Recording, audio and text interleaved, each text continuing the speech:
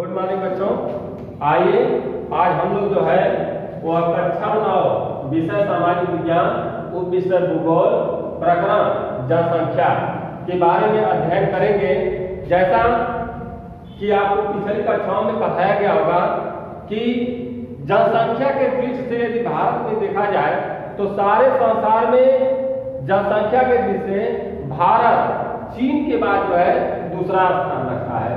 अब भारत में जनसंख्या का जो आकार है, जो संख्या है, उसके बारे में हम चर्चा करें तो पाते हैं कि भारत की जो कुल जनसंख्या 2011 की जनगणना के अनुसार है वह लगभग 121 करोड़ है।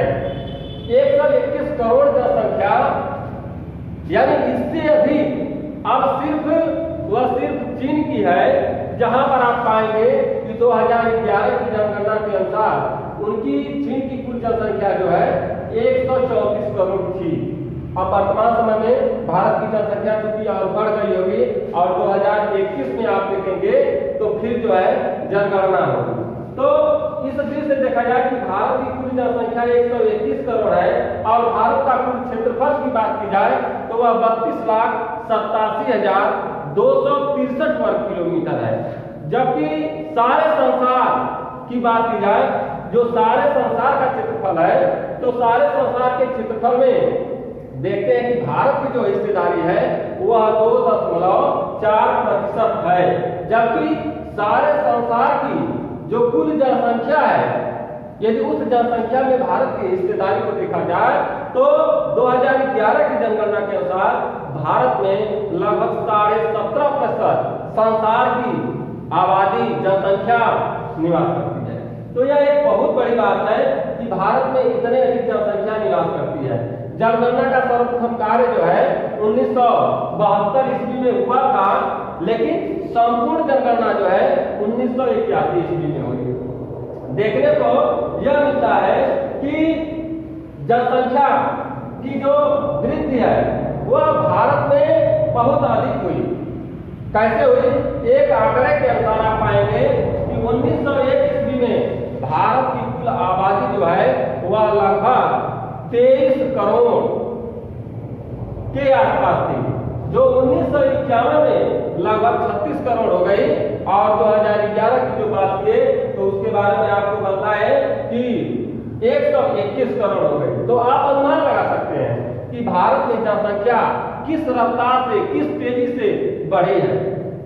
अब चूंकि वर्तमान समय में देखा जाए तो भारत में जनसंख्या वृद्धि की दर तो थोड़ी घटी जरूर है, लेकिन वृद्धि अभी भी हो रही है और उसका कुछ प्रमुख कारण है जिसके बारे में अभी चर्चा की जाएगी। तो 2011 के अनुसार जनसंख्या का घनत्व यदि देखा जाए तो आप पाएंगे कि लगभग 382 व्यक्ति प्रति वर्ग किलोमीटर पाए जाते हैं।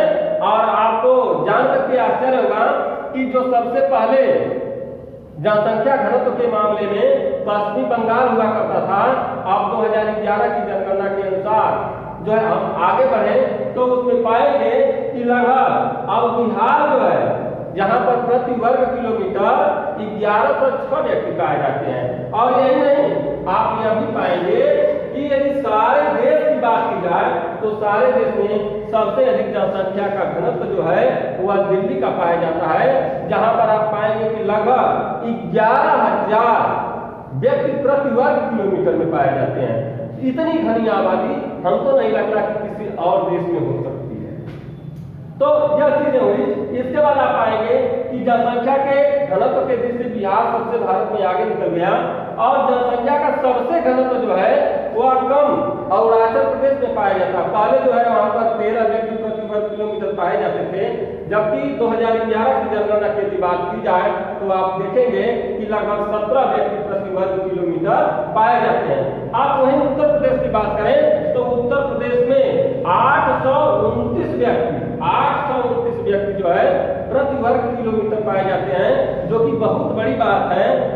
जनसंख्या का बहुत ही अधिक घनत्व कहा जा सकता है। और ऐसा एक महत्वपूर्ण इसका कारण बनता है कि इन क्षेत्रों में जहां पर आपको जनसंख्या का घनत्व अधिक दिखाई पड़ रहा है, निश्चित तौर पर वहां पर जो है मनुष्य की सारी आवश्यकताएं पूर्ण होती हैं। रोटी, कपड़ा, मकान, शिक्षा, स्वास्थ्य से संबंधित जो उनकी मूलभूत आवश्यकताएं हैं वह पूर्ण होती हैं। मनुष्य वहीं पर रहना चाहता है जहां सुख और शांति हो। तो इन क्षेत्रों में आप देखेंगे तो वह सारी सुविधाएं उपलब्ध है।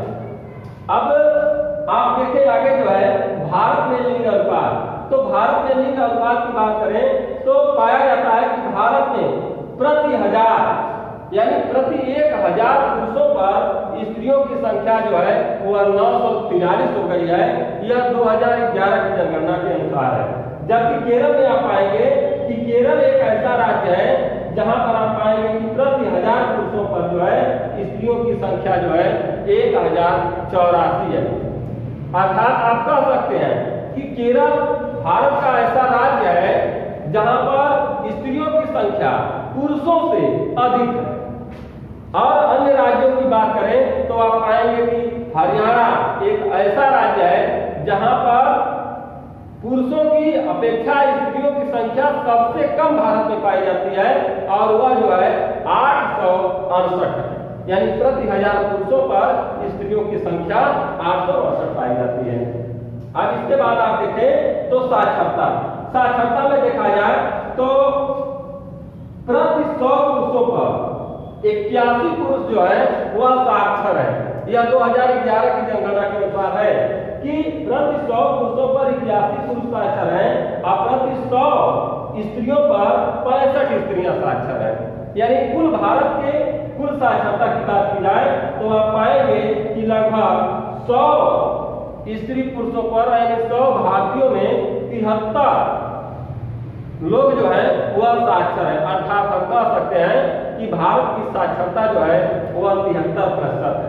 अब हमको ध्यान इस बात पे देना है कि भारत में जनसंख्या वृद्धि इतनी तेजी से क्यों हो रही है, यानी भारत में जनसंख्या वृद्धि क्यों हो रही है और इसके रोकथाम के हमें क्या उपाय करना चाहिए। तो भारत में जनसंख्या वृद्धि अधिक होने के अनेकों कारण बन सकते हैं। जैसे सबसे प्रमुख कारण आप मानिए तो पाएंगे कि गर्म जलवायु, भारत की जलवायु जो है वह गर्म है और इसी तौर पर जहां पे गर्म जलवायु होती है वहां पर बच्चे जल्द ही वयस्क हो जाते हैं, जल्द ही उनमें प्रजनन की क्षमता बढ़ जाती है। गर्म जलवायु वाले देशों में इस प्रकार की चीजें देखने को मिलती हैं। तो भारत में एक महत्वपूर्ण कारण यह भी बनता है जो जनसंख्या वृद्धि का कारण है। दूसरा, कहीं न कहीं साक्षरता का अभाव है, यानी कहीं न कहीं जो है लोग अनपढ़ है, गंवार है, जो इन चीजों को ध्यान में नहीं रख पाते। उनके अंदर जो है वह परंपरागत भावनाएं आज भी दिखाई पड़ती हैं जो जनसंख्या वृद्धि का एक कारण बनता है। कहीं न कहीं हमारी धार्मिक अंधविश्वास, प्रथा, परंपरा यह जो है कहीं न कहीं जनसंख्या वृद्धि के कारण बनते हैं। लड़कियों की अपेक्षा लड़कों को अधिक महत्व देना कहीं न कहीं जनसंख्या वृद्धि का कारण बनता है। जो परिवार नियोजन के जो साधन है उनका प्रयोग न करना भी जनसंख्या वृद्धि का कारण है।